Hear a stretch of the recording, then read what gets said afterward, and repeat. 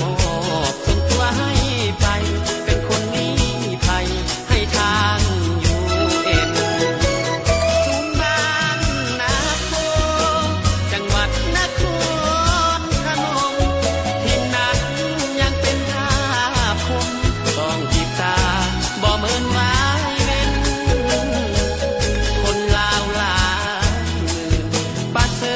กับพวงยากเย็นลำบากทุกยากลำเข็นแต่อยู่เอ็นให้ความเป็นทางผู้ป่าบันแจป่าแดดกับปนป่าอยู่เอ็นให้ความเอ็นดูการป่าถูกยังมีค่าล้ำขอขอบใจมาที่เมตตาความเป็นธรรมดีกว่าถือคนเหยียบย่ำสร้างความอาธรรมต่อคนลี้ภัย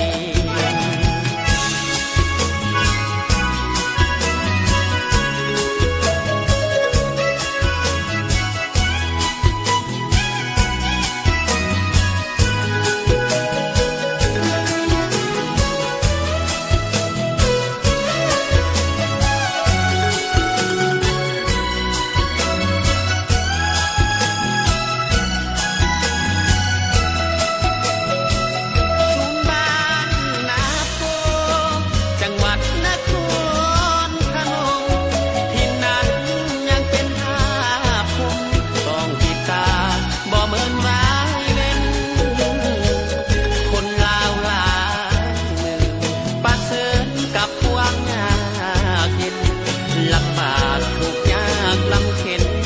แต่อยู่เอ็นให้ความเป็นธรรมผู้ป่าบันแจป่าแดดกับปนป่าอยู่เอ็นให้ความเอ็นดูการป่าถูกยังมีค่าล้ำขอขอบใจมาที่เมตตาให้ความเป็นธรรมว่าถือคนเหยียบย่ำสร้างความอาธรรมต่อคนลี้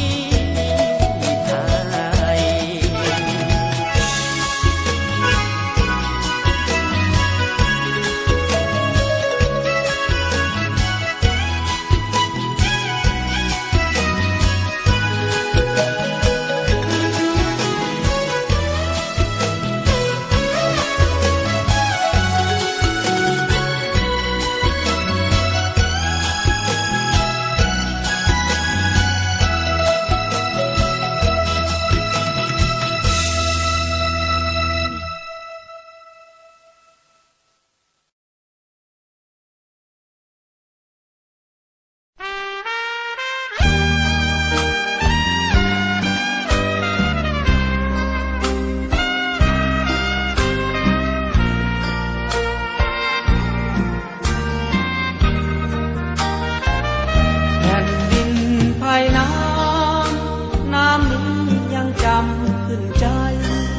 แสนห่วงเมื่อยามต้องไกลน้ำตาหลั่งไหลเศร้าซึม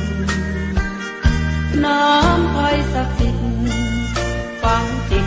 ยังคิดบ่ลืมทิ่มเกิดพาจำดูดดื่มยังซึมสุขซ้อนหัวใจแผ่นดินภายน้ำสมน้ำดังคำกล่าวขาแม้นหากไปพบผ่านคนนั้นต้องฝันล้ำไหลหญิงชายเช่นกันเพียงผ่านเป็นต้องติดใจลาเฮาเตรียมล้นน้ำใจเลื่อมใสไม่ตรีต่อกันไกลเพียงใดยิ่งส่วนหวนหาห่วงอะไรยิ่งไกลยิ่งพาใจหวั่นเหมือนดังมีมนต์บันดลใจอยู่ทุกวันสุดขนนั่งซึมสถานวันยามนั้นอยู่หลัง ผ่นดินภายน้ำมีเวรจึงต้องห่างไกลแม้นห่างนั้นเพียงแต่กายจิตใจก็ได้ลาวางคิดถึงทุกวันเวียงจันทร์เมืองหลวงพระบางสุดห่วงหาเมื่อมาใกล้ทางก็จางโอ้เมืองไทยนา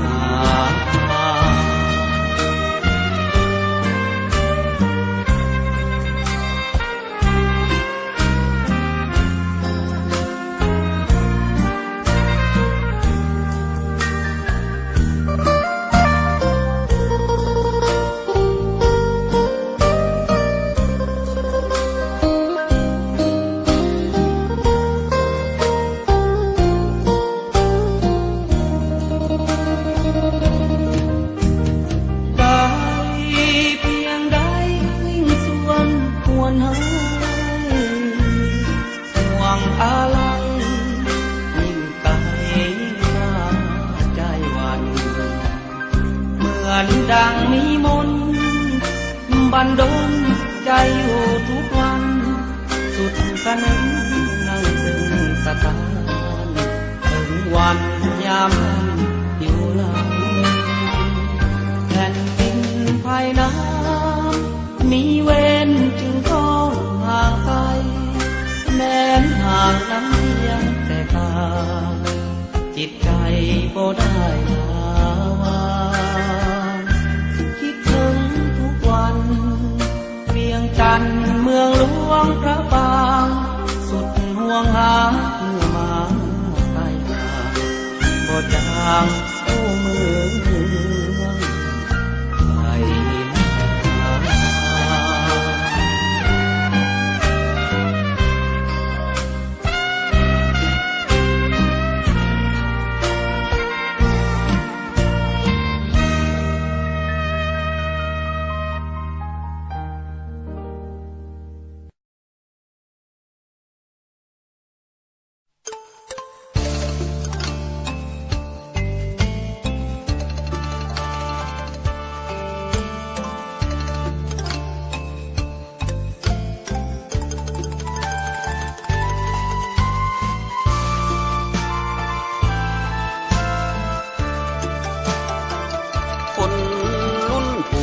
เขา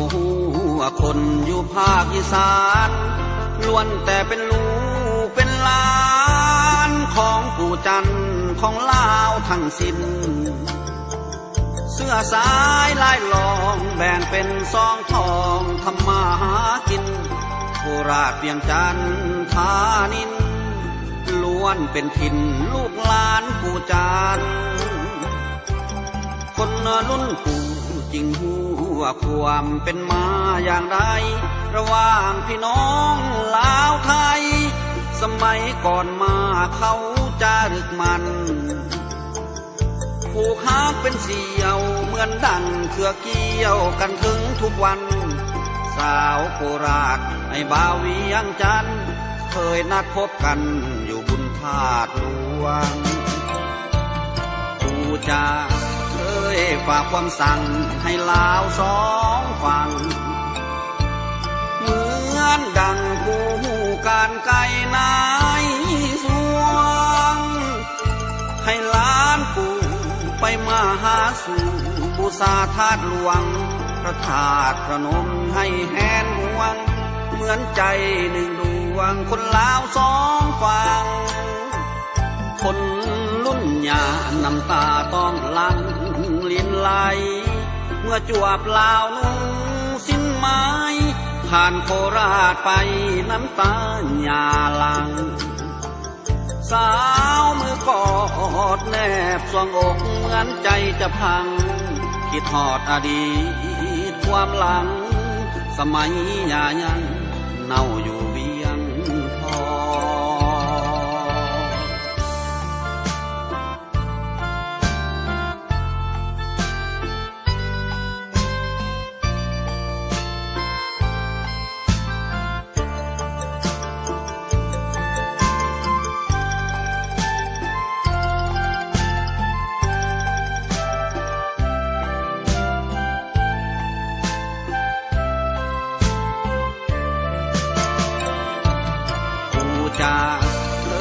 ฝากความสั่งให้ลาวสองฝั่งเหมือนดังผู้หูการไกลนายสวงให้ล้านปู่ไปมาหาสู่บูชาธาตุหลวงพระธาตุพระนมให้แหนห่วงเหมือนใจหนึ่งดวงคนลาวสองฝั่งคนรุ่นยาน้ำตาต้องหลังลินไหลเมื่อจวบลาวนุ่งสิ้นไม้ผ่านโคราชไปน้ำตาหยาหลัง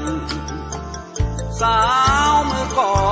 ดแนบสวงอกเหมือนใจจะพังคิดทอดอดีตความหลังสมัยยายังเน่าอยู่เวียงทอง